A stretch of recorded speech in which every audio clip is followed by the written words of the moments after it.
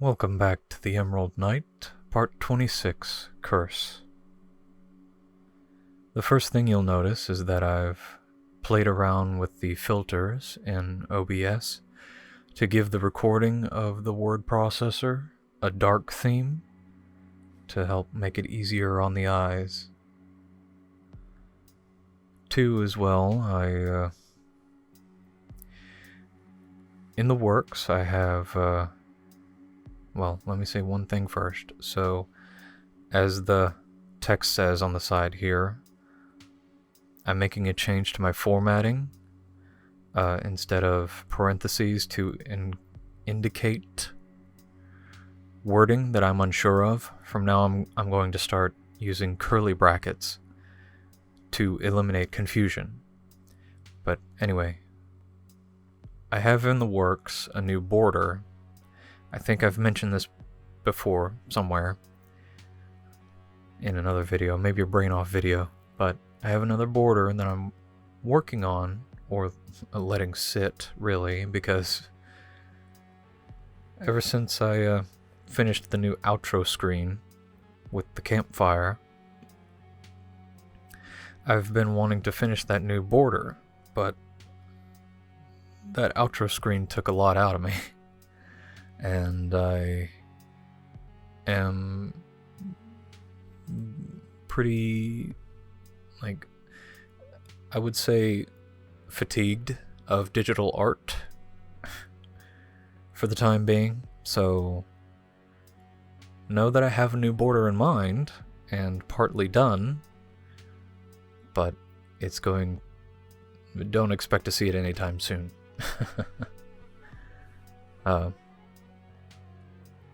In this part, I touch on a sort of reveal, namely of what the knight is in terms of race. And for those of you that have been following along, you've probably got a pretty good idea as to what the knight is already, probably a long time ago. But the thing is, Eranthis doesn't know what she is. And I find that really fun to play with.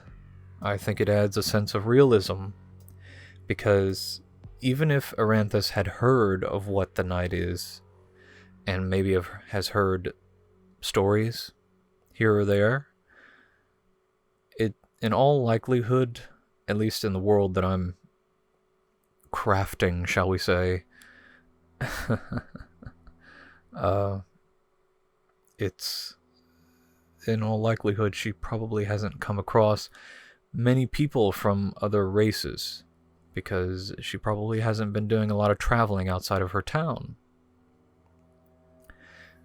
And maybe any people of other races that have happened to come by, she's probably maybe seen like one human or something in her life, and that's pretty much it.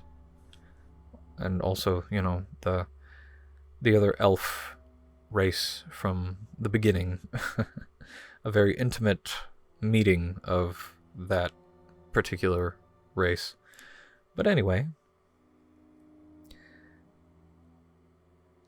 I would like to mention something here before we get too far into it, because there's other things that I want to talk about. And what I'm about to talk about becomes more relevant in the next section of this part. So, dialogue is hard sometimes.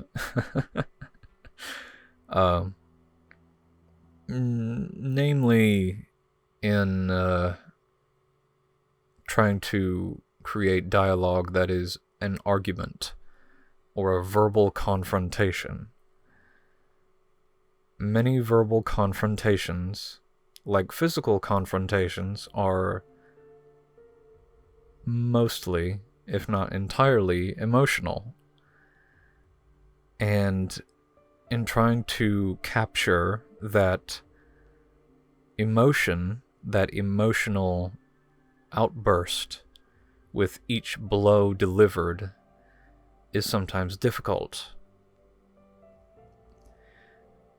And even if you, or even as I understood, like I don't want to say you because I don't want to imply that whoever may be watching doesn't or isn't competent in writing dialogue or whatever.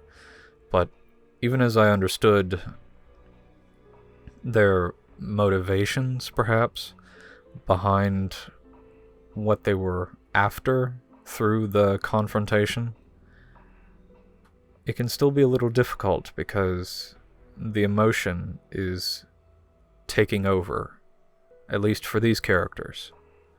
Maybe Eranthis a little more so. Maybe. I don't know. Still a little hard to tell, even though I wrote it. They're probably pretty both. They're probably both pretty overcome with emotion. But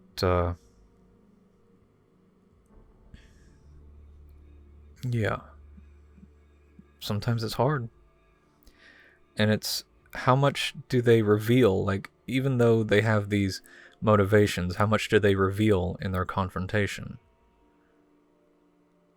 Like, how much do they spit out? And we see one thing that Eranthis spits out in this next section right here. Eventually, we will see that closer toward the end of this section. Is that she has had this idea that the night has been cursed this entire time. She has not known, she doesn't know what the night is, and this whole time has thought her cursed. And she throws that out. She uses that as a weapon toward the night. And, you know, the touching on this reveal, I was thinking about using much later in the story, especially in like the next chapter. And partly because it's already been a year since I've been writing this story, and partly because using that reveal that I've had on the back burner for a while just seemed to fit in this part as well. Here she goes, using the weapon. And sometimes, as I'm going along in this jigsaw puzzle sort of writing style, this writing as I go sort of style, sometimes I'll come across a moment that a particular jigsaw puzzle piece that I've had set to the side for a special occasion just seems to actually fit in a different spot that I didn't necessarily think would in the first place. And this just seemed like a really good opportunity to bring that up. And I think it helps as well with the development between them as they are still stuck with one another and keeping going along with them. I think it'll help the development between them. Keeps things a little interesting, gives a little peek to the plot line between them, or the development line, or what have you.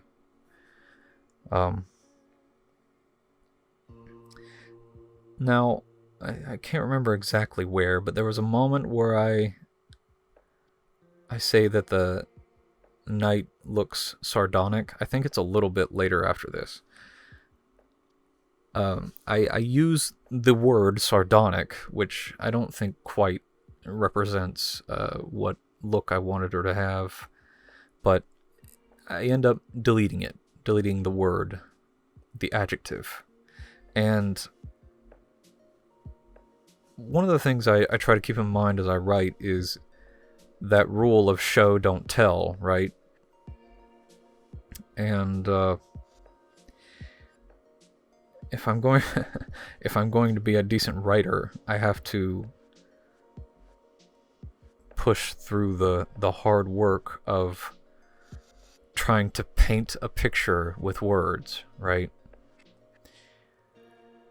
Trying to elicit the imagination more strongly than just a bunch of adjectives. I mean, depending on the context, you know, adjectives can be useful and whatever, but in describing what something looks like, especially a person, sometimes it's probably better to try and paint a picture rather than just tell them, oh, they look sardonic or what have you. Also, that sentence, just after "you have no idea what I am," I deleted that.